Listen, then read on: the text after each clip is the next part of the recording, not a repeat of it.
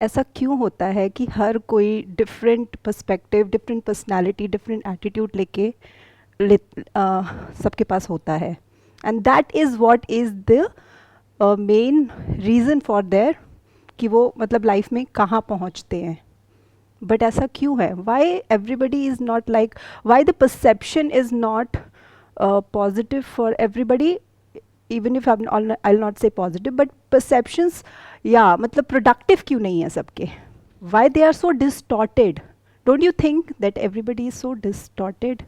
ऐसा नहीं है कि ये अभी हो रहा है, ये हाँ, ये जो वर्ल्ड है बट अभी ज़्यादा हो रहा है.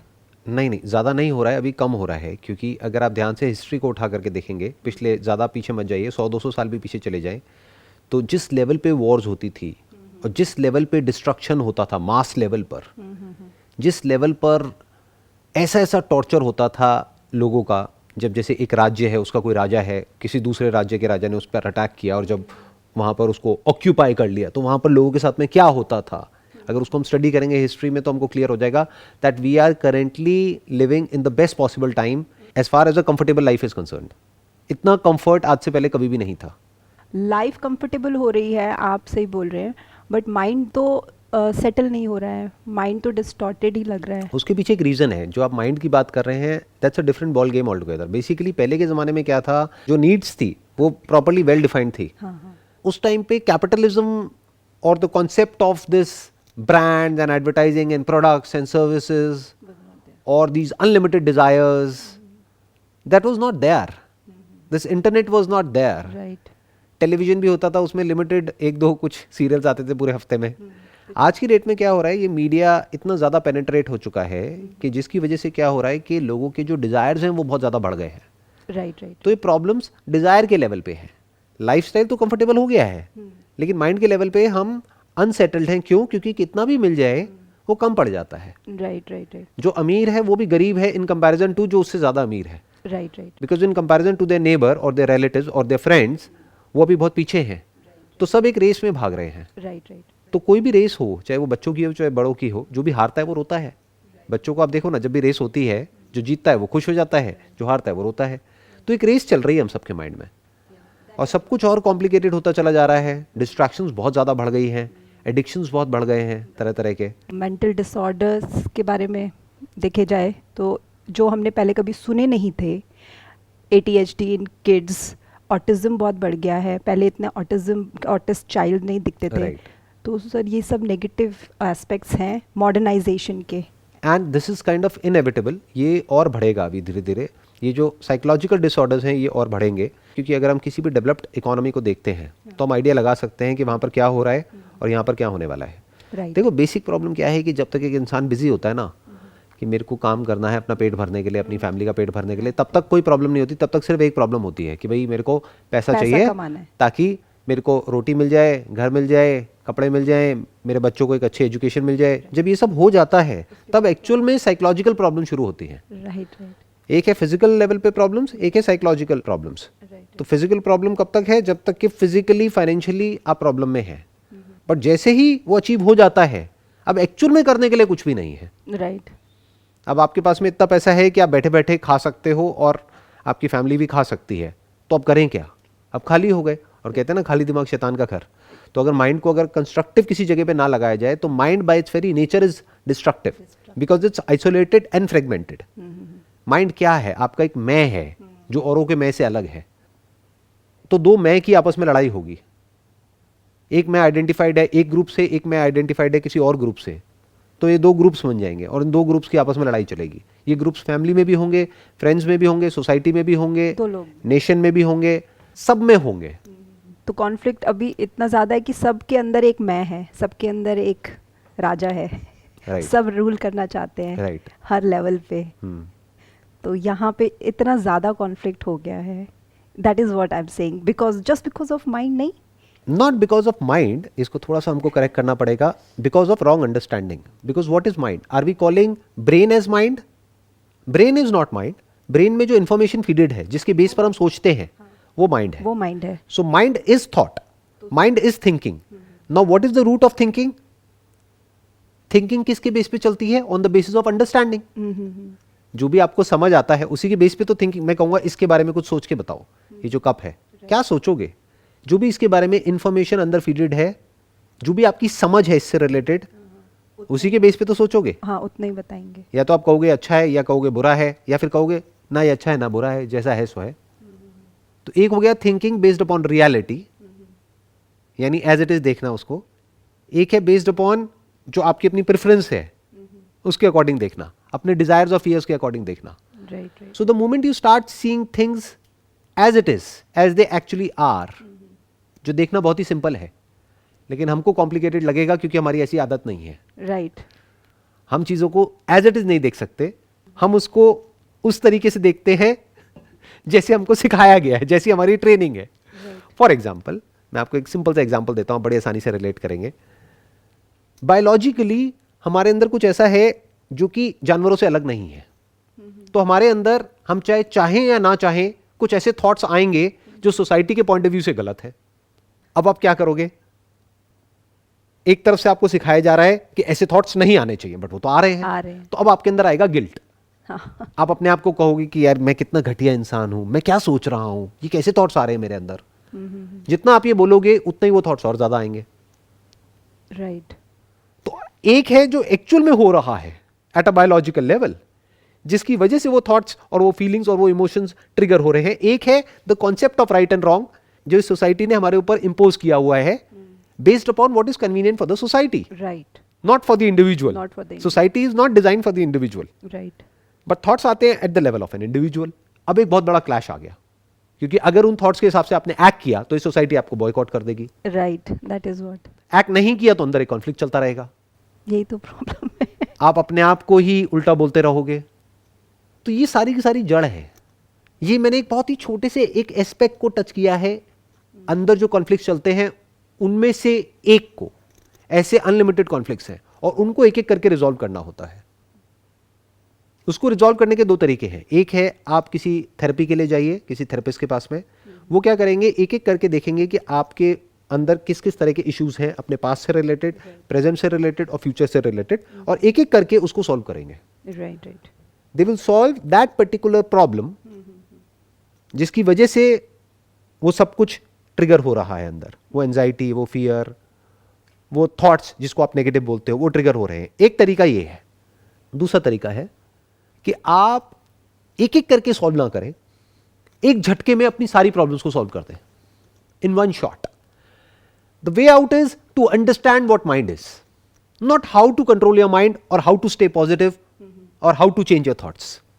That how is a trap.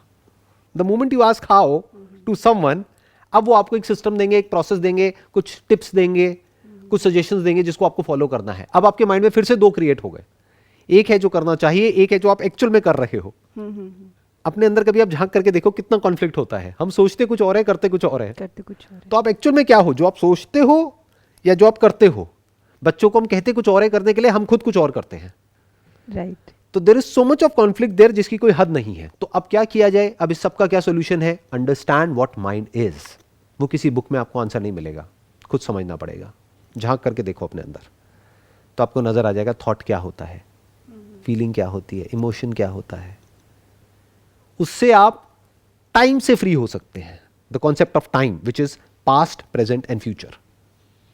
Once you understand what mind is, that is the only way out. अगर हमको एक परमानेंट सॉल्यूशन चाहिए तो खुद से ही आएगा वो आंसर। एग्जैक्टली खुद से भी नहीं आएगा, कुछ जगह से हमको थोड़ी बहुत हेल्प मिलेगी।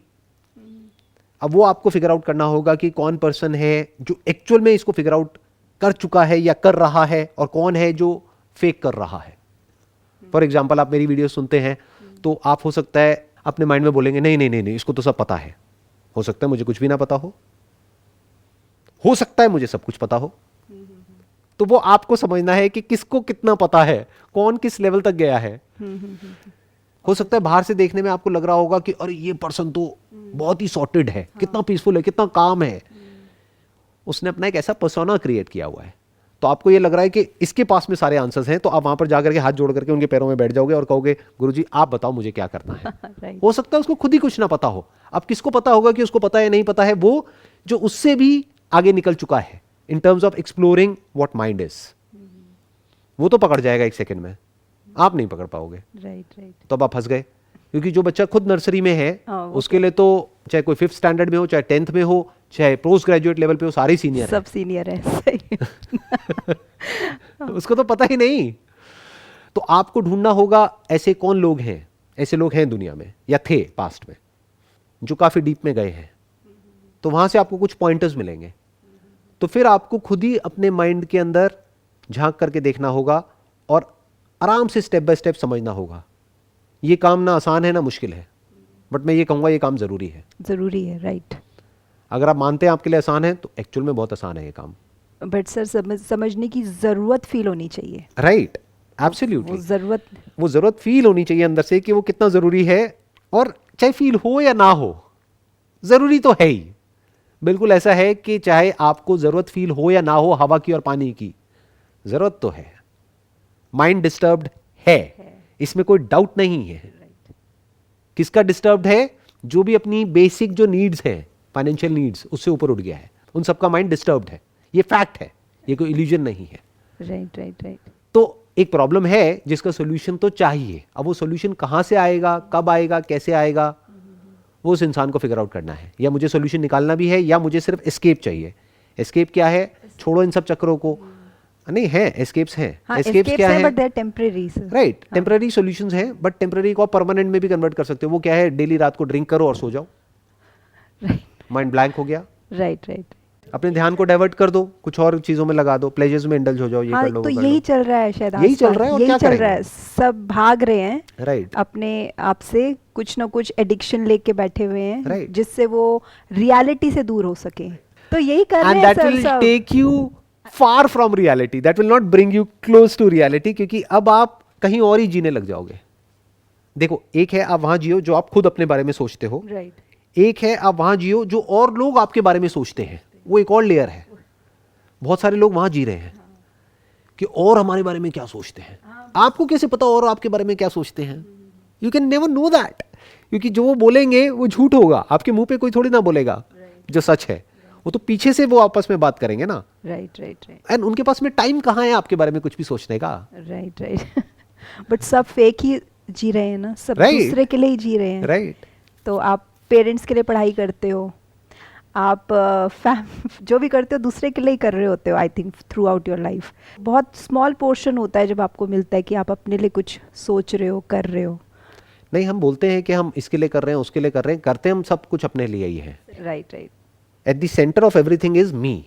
क्योंकि अगर मैं अपने बच्चे के लिए कुछ कर रही हूँ तो इसलिए नहीं कर रही कि मेरे को उस बच्चे की पड़ी है, इसलिए क्योंकि वो मेरा बच्चा है। हाँ, मेरा बच्चा है। क्योंकि अगर वो किसी और का बच्चा है तो मैं उसके लिए नहीं करूंगी। Right right. मैं उस इंसान के लिए कर रही हूँ, इसलिए नहीं कि मेरे को उस इंसान की पड़ी है, क्योंकि वो इंसान मेरा पति है, पत्नी है। अगर वो किसी और का पति है, किसी और की पत्नी है, मेरे को उसकी नहीं पड़ी है, या उसका कहीं बाहर अफेयर है तो मेरे को उसकी नहीं पड़ी है। मैं कहूँगा भाड़ में जाओ। तो हम जो भी कुछ कर रहे हैं, अपनी जॉब पे भी जो हम काम कर रहे हैं वो इसलिए कर रहे हैं क्योंकि सैलरी मिल रही है।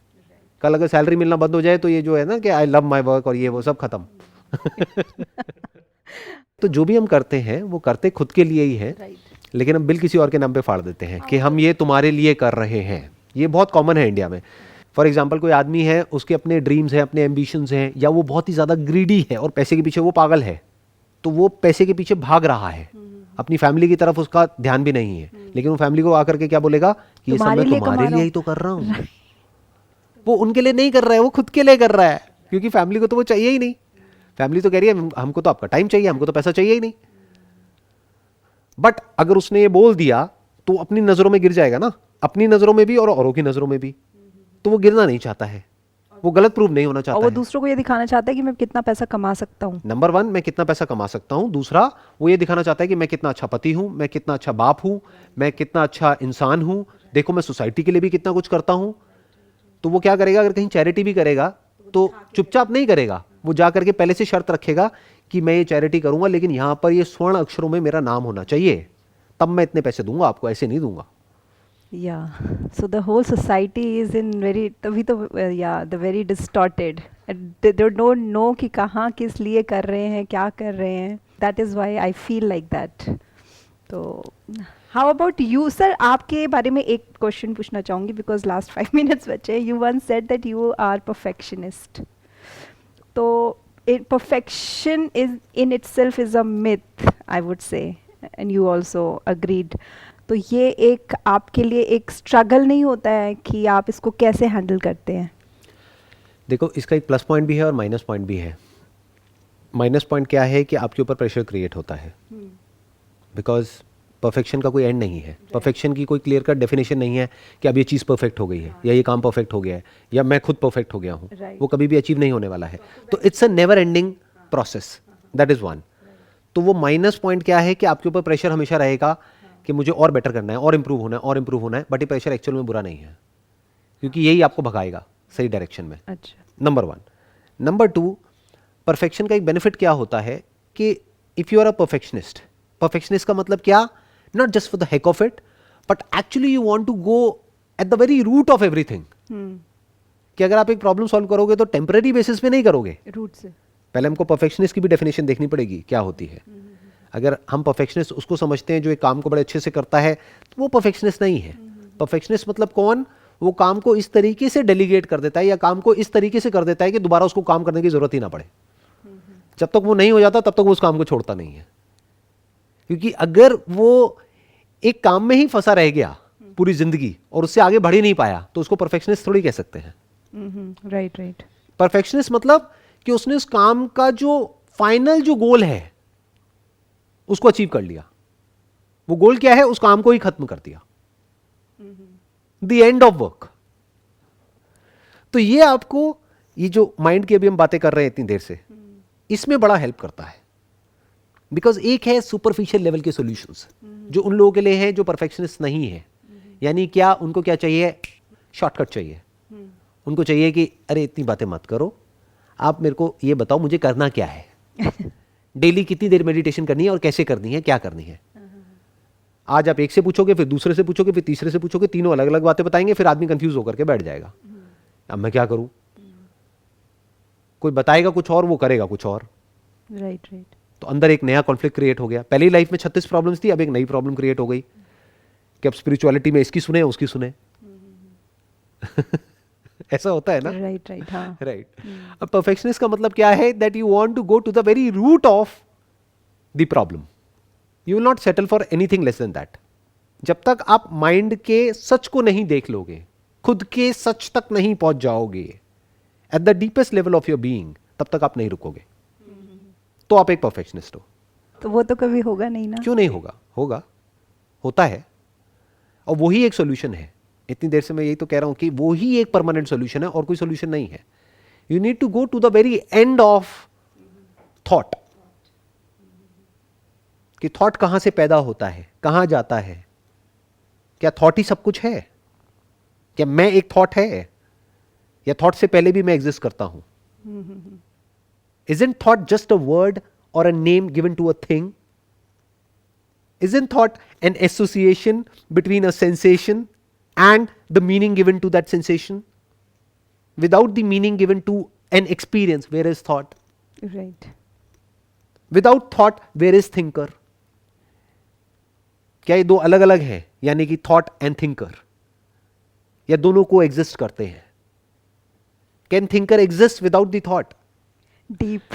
तो जब इस तरह से हम देखने लग जाते हैं चीजों को, तो we go to the very root of existence, कि लाइफ क्या है, डेथ क्या है, और फिर उसके बाद में आगे क्वेश्चन करने के लिए कुछ बचता ही नहीं है। You go to the very end of questioning because you are a perfectionist. Have you got that all answers in your life? मैं कुछ भी कहूं, उससे फर्क क्या पड़ता है? हो सकता है मैं सच कहूं, हो सकता है झूठ बोलूं। मैं अपने मुंह से क्यों बोलूंगा? जो भी बोलूंगा वो तो आपको देखना है। On a scale of 1 on 10, how you see your life, like how you rate your life? Again मैं गलत क्यों बोलूंगा? मैं ये क्यों कहूंगा, अगर मेरी लाइफ मानो on a scale of 1 to 10, 1 भी होगी या 0 भी होगी, मैं तो 10 ही बोलूंगा ना।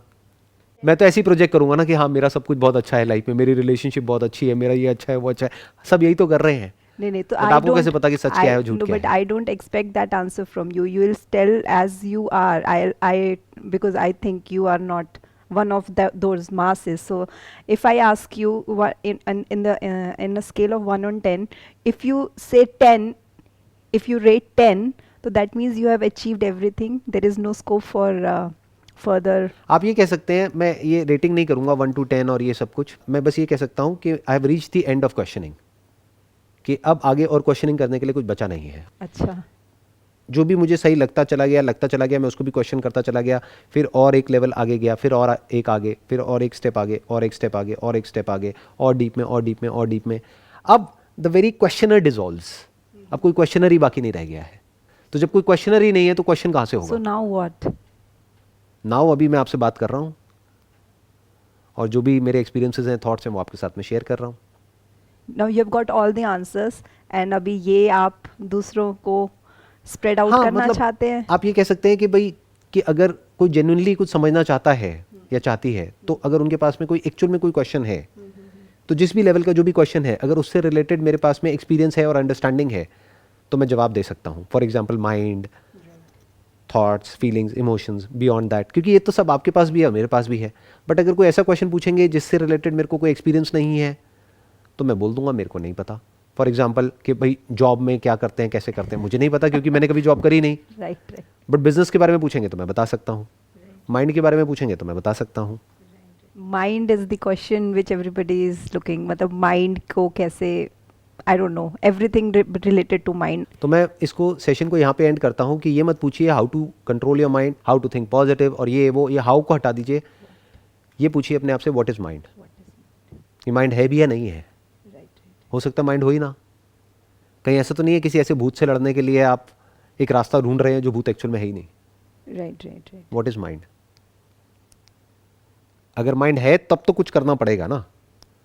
माइंड मतलब क्या? थॉट। ब्रेन तो है, बट ये थॉट क्या है? अगर उसके सच को हम देख लेते हैं, if it is just for the name sake, name given to a thing is just a word, तो अब वो रहे या ना रहे उससे फर्क क्या पड़ता है? कुछ भी चलता रहे अंदर, उससे फर्क क्या पड़ता है? That is freedom from thought, freedom from mind. Great insight, sir. Thank you so much. Most welcome ji.